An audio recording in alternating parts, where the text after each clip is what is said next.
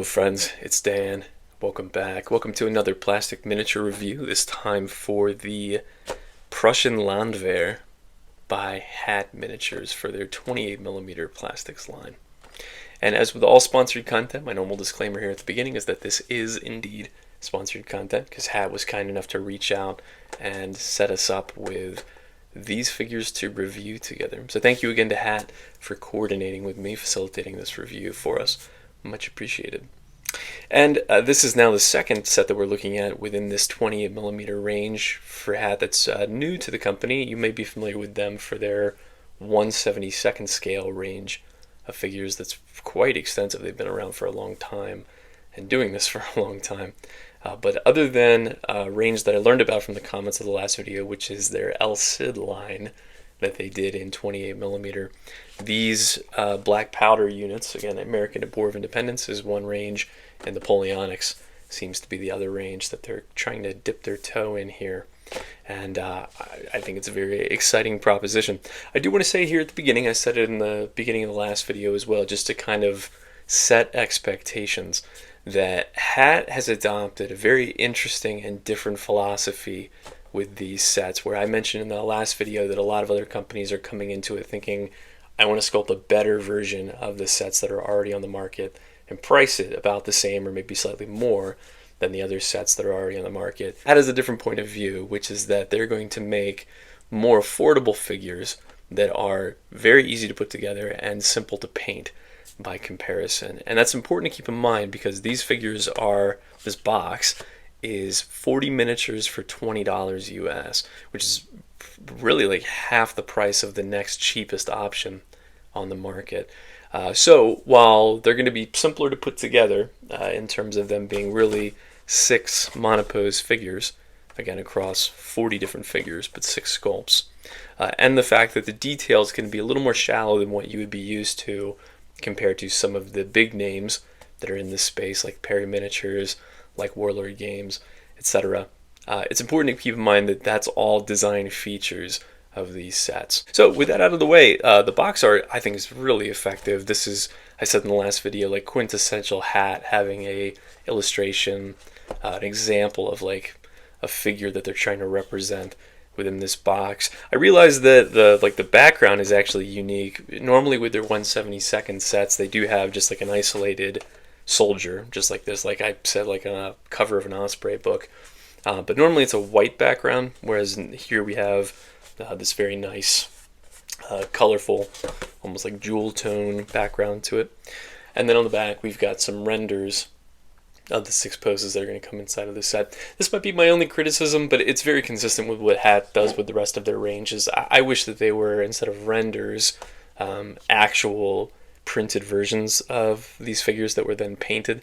That would be my ideal, but as I said, it's very consistent with the rest of the HaT range. So one other thing to note is that this is the action set. There was a question in the last video about whether they had a marching set, and in both cases they do, and that's typical also of HaT, where you've got action set, which is a lot more firing and loading poses, and then a marching set. So for those that are looking for marching versions of these figures, it's available. And I also brought this up in the last video that you actually can't buy anything from HaT directly. They only sell things through independent retailers.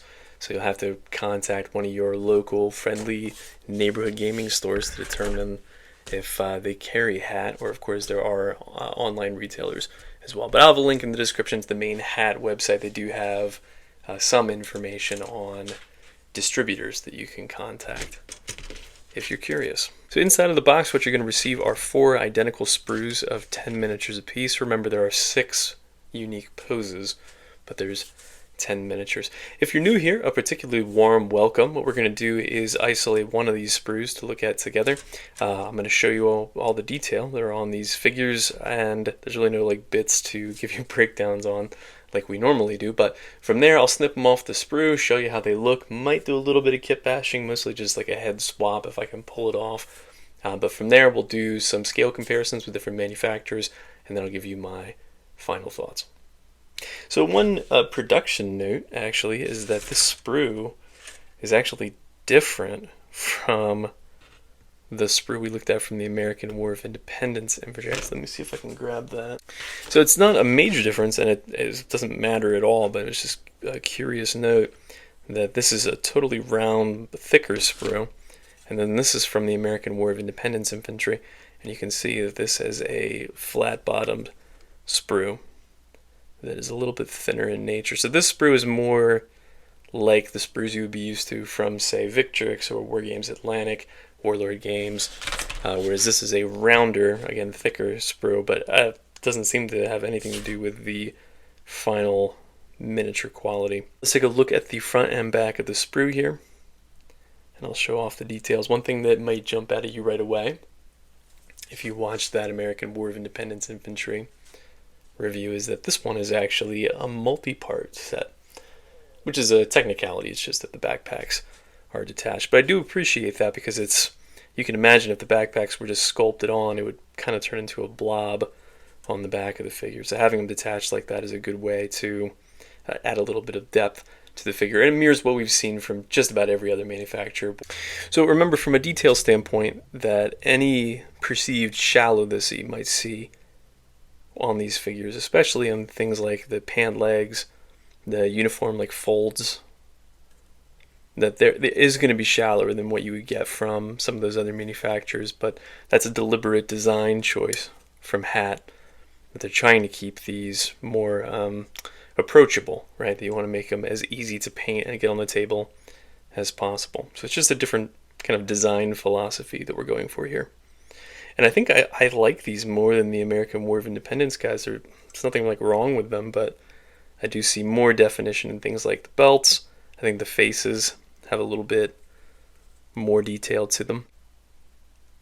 Maybe the only thing that I liked better on the American War of Independence infantry is the definition in the bayonets. These are a little bit thicker and more like integrated with the tips of the muskets. Whereas if I just grab an example of here to the right, you can see here's an example of the American War of Independence infantry, where you see how the bayonet is sharper, has more definition to it. And it varies a little bit from figure to figure, but generally these are a little bit on the sharper side, and the bayonet is coming off into the side of the musket, whereas these, if I kind of hold it upright, you can see some of the bayonets kind of look like they're flush, almost like a plug bayonet flush with the musket. But they look fine. Again, the definition, especially in the muskets, the belts, things like that. So they look cool in the sprue, and again, there's two pieces to put together per figure here. So let me do that now. Let me cut them off. I'll assemble them up, and we'll see how they all look put together. Alright, so I've got some of these built up for you. A couple production notes. I'll show you there's some flash and mold lines on these, like more than you might expect from another 28mm set, but I mentioned in the American War of Independence set that it is much less than you would expect from a 1/72nd scale kit. The only thing just to be aware of is that these are thick sprues. Again, we saw that, the rounded sprue versus the flat one, but you can see here, like, that's the connection point that was on this guy's body, was like the entire thickness of that sprue. So as a result, it just takes a little bit of effort clipping them off the sprue in some cases, and you can see where these attachment points are, usually just on the bottom of the uniform here, the frock coat. But some of them you have to then like whittle down, file down to get to where it's a smooth surface, but really wasn't that much work. And otherwise I didn't clean these up at all, so any mold lines that you see are what you would get on the sprue. But I think these backpacks add so much dimension to these figures. Again, I know that the detail isn't quite as like sharp and crisp in some places by design as something like a Perry Miniatures sculpt, but considering this is 50 cents US for this figure, that's really great. One other note is that there's one sculpt in particular. It's this loading pose where he's got the ramrod going down in the musket there. The back of it has, all of them have these little pegs on the back, which is where you're supposed to put the haversack.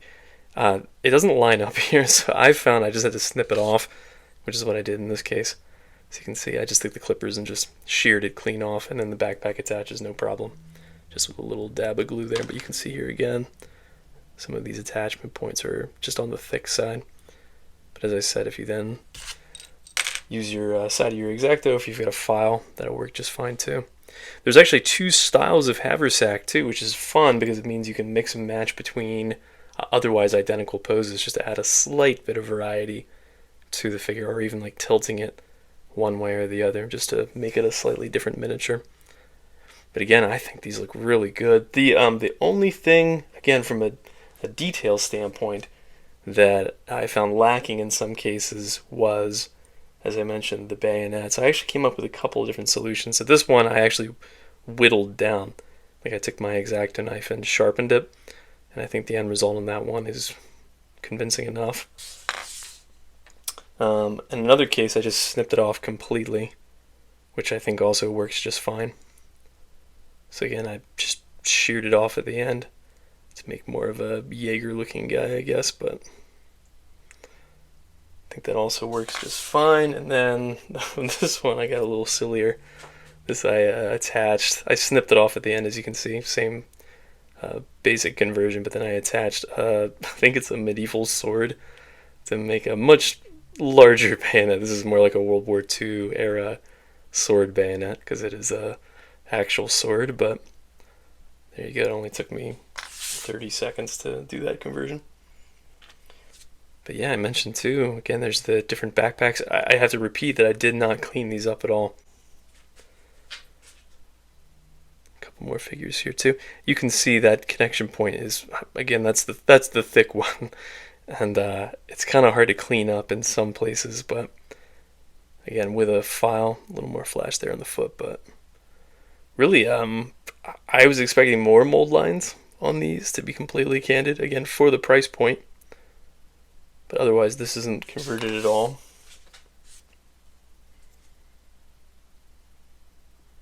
Another one here too, just again showing off that you can mix and match these. Now, see, again, this is how I get myself put onto lists to not ship miniatures to. So the head is from the War Games Atlantic. It's actually the sci-fi set. It's their Le Grenier box, but that's just a kind of generic Napoleonic head. So certainly not historically accurate doing this conversion, but kind of proof of concept that, again, these are 50-cent miniatures. So if you wanted to, say, have some more detailed heads and you had some heads left over from your Perry set, your Warlord set, your Victrix set, I think that they would scale up very nicely, and you could add these in, or some other heads in, to make slightly more detailed figures if you wanted to. Same thing here. This one is even more ridiculous. I think that's from the War Games Atlantic Space Nom set. But the hat, kind of, if you squint at it, looked kind of period correct for a Prussian.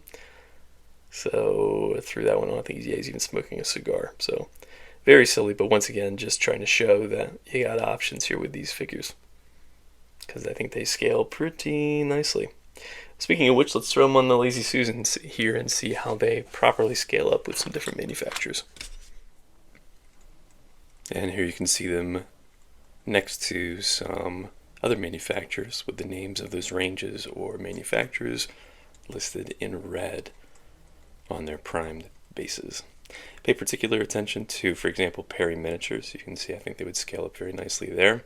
It's not a Napoleonic figure, of course, but gives you a rough idea of scale. That's Warlord Games, World War II German there. Also pay attention to splash or puddle bases, which these figures have, and some manufacturers have, some don't. There's a comparison with a Firelock Games infantryman. So what's the final verdict? I really like these. I think it's the same assessment that I had with the American War of Independence infantry, except that I like these more. Just because I like the sculpt a little bit better, and because these backpacks, the haversacks, that are so iconic, I think, to the Napoleonic era, just add a lot of dimension to these figures, and some more detail to them. So yeah, is this set going to be for everybody? Like I said in the American War of Independence review, no, they're not. Especially if you have like a low model count game like Silver Bayonet or something like that, where you only need like 10 miniatures, 15 miniatures per side. I don't think that this is the set that you need. However, if you, like me, really enjoy the spectacle of mass battles games, you want hundreds of miniatures on the table, and you play Napoleonics, this is a set you should consider, especially for one of my commenters in the last review seemed to agree with me and said that these are your back rankers, right? That if you want some more expensive, detailed sets to be up in the front rank, maybe spend a little bit extra time on the paint job, you can do that and then fill in all of your extra ranks with these miniatures, because again, the price point really cannot be overlooked with a set like this, and the ease of assembly, ease of paint, right? That you don't have to spend hours and hours painting up these figures like you might want for your very front rank in a table. And yes, are there smaller scales out there? Certainly, you can go play 1/72nd scale if you want. But if you, like me, think that the Lord's own scale of 156 28 mil deserves mass battle spectacle, and don't want to pay an arm and a leg to have hundreds of miniatures on the table, this is a really cool option for that. I also mentioned that if you have kids or grandkids, this is a cool set because it really does, like, for me, skirt the line between toy soldier and a wargaming miniature or figurine. And of course, there's already kind of a blurry line between those two concepts anyway, as much as we might want to protest that point. But this is a great approachable entry into scale wargaming, because there's really nothing to assemble except for a backpack, right? They're going to be very easy to paint. Again, I'm going to have some painting videos for these at some point in the near future to prove the point.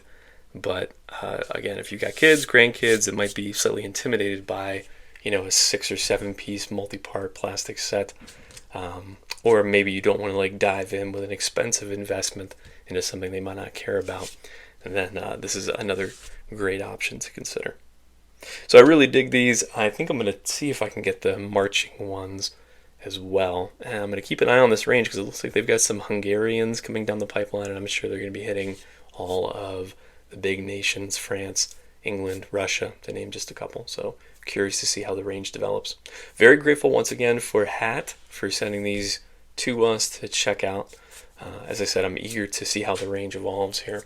I got lots more review content coming, guys, so buckle up and stay tuned. Appreciate you all for dropping by for this one in the meantime, and until next time, happy gaming.